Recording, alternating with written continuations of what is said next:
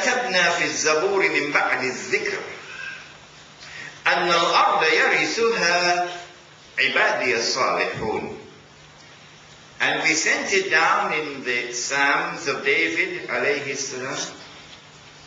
And that came after we had sent it down in the Zikr, which is the Torah, which came to Moses alayhi salam. What did we send down?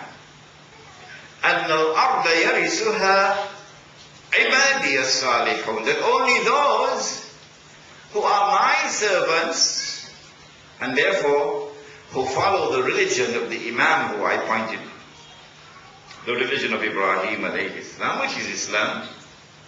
Only those who are my servants and who are righteous in their conduct, only they will inherit the Holy Land.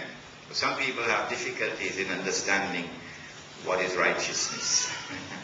So maybe this lecture has come as an opportune moment for us to teach them what is righteousness. It is not righteousness that you turn your faces to this way or to that way.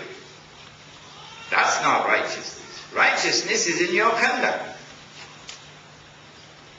And if you drive a people out of their homes and out of the land in which they lived for no just cause other than they are Muslims, you drive them out and then you deny them for 50 long years. You deny them the right to return.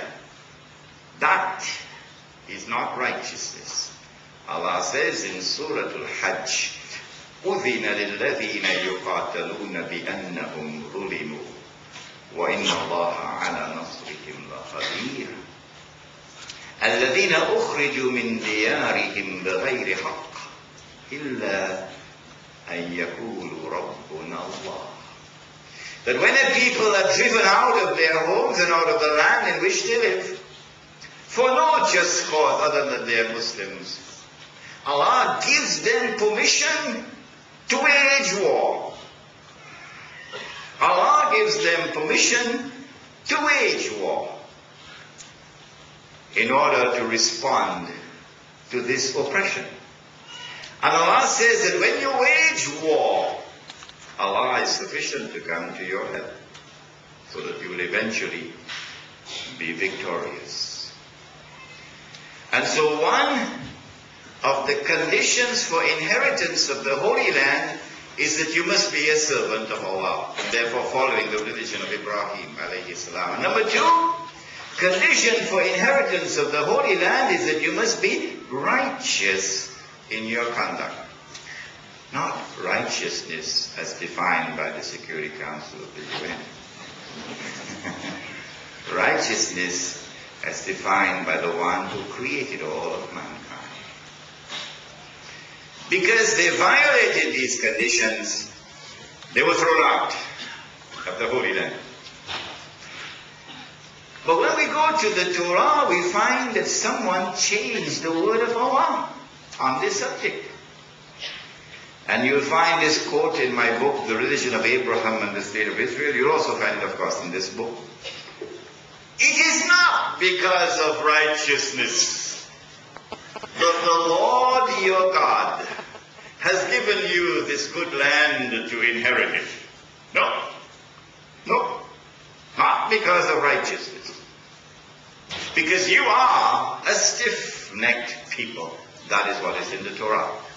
Implication of this statement is that whether you are righteous or you are not, the land is still yours.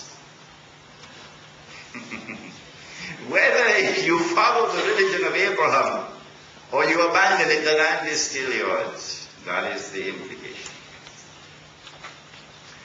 That is false. And so now they are in Babylon, you remember? Weeping by the rivers of Babylon.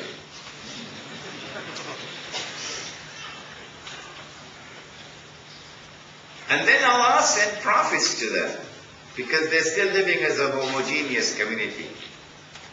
Among the prophets who were sent to them is, of course, the famous prophet Daniel, and then there is Isaiah. And these prophets communicate a divine promise. A divine promise. Listen carefully to this promise, because this is at the heart of Jerusalem in the Quran.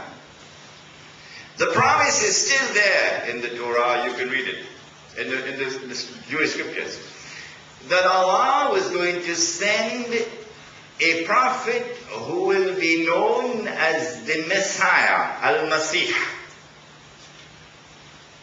And when the Messiah comes, he will rule the world from the throne of David, alayhi salam. And therefore, the state of Israel. And therefore, Jerusalem, which is the capital city. And so when the Messiah comes, the Messiah will rule the world from Jerusalem. And secondly, that when the Messiah rules the world from Jerusalem, his rule will be eternal. And therefore this will be the end of history, not what Francis Fukuyama wrote. This is the end of history, when the Messiah comes. Now if you're in Babylon, and you get this promise from Allah, then the inescapable implications, you don't need a PhD from MIT to deduce this, is number one, in order for the Messiah to rule the world from Jerusalem, the first thing that the Messiah will do when he comes, or will have to do, would be number one, he'll have to liberate the Holy Land. Having liberated the Holy Land of Babylonian rule, the second thing that he'll have to do would be to bring the Israelite people back to the Holy Land. The third thing that he'll have to do would be to restore the state of Israel. The fourth thing he'll have to do would be to ensure that that state of Israel becomes once again the ruling state in the world, once again. And so the golden age will come back. And then the Messiah can rule the world from Jerusalem. And so while they're weeping by the rivers of Babylon, they're waiting for that day when the Holy Land will be liberated. And then there was an awesomely important change in international relations. The Persian Empire defeated Babylon. And the Persian king, then having liberated the Holy Land of Babylonian rule, then ordered that the Jews be allowed to return to the Holy Land. Not as tourists, but to reclaim it. And that the temple or the masjid be reconstructed. And so when Banu Israel returned to the Holy Land and the temple was rebuilt, there is expectancy in the air. The Messiah must be around the corner. Everybody is talking about it. Messiah must be around the corner. And then Allah raised a man. Oh, he was a very strange man. You can't find such a man in Singapore anymore. He used to wear clothing of animal skin. And he used to eat wild berries and honey and so on. And when he spoke from the heart. It wasn't just words. And the truth came out of him. Because in his heart there was light. Singapore, are you listening? In his heart there was light. You can't buy that light in the stock market. And this man began to proclaim the truth.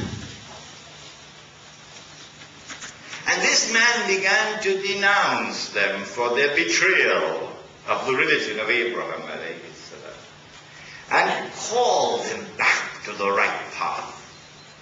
But it was like the voice of one crying in the wilderness. The rabbis wouldn't listen to him. And then this man began to proclaim, the Messiah is coming. Or when he spoke those words, it was like electricity in the air. It spread like